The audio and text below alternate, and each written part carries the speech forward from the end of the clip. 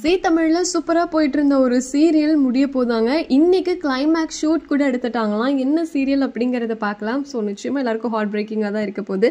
அதாவது ஜீ தமிழ்ல 1:00 ஸ்லாட்ல சூப்பரா போயிட்டு இருக்க ஒரு சீரியல் தான் இந்திரா சீரியல்.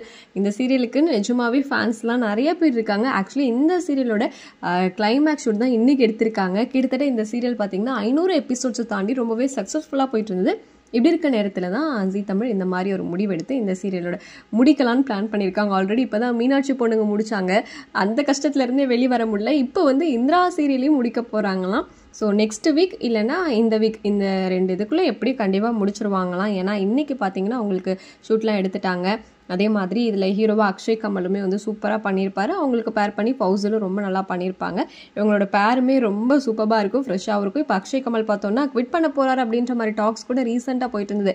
ஏன்னா இப்போ பார்த்தீங்கன்னா அவர் குக் வித் கோமாளியில் ஒன் ஆஃப் த கண்டஸ்டண்ட்டாக இருக்காரு.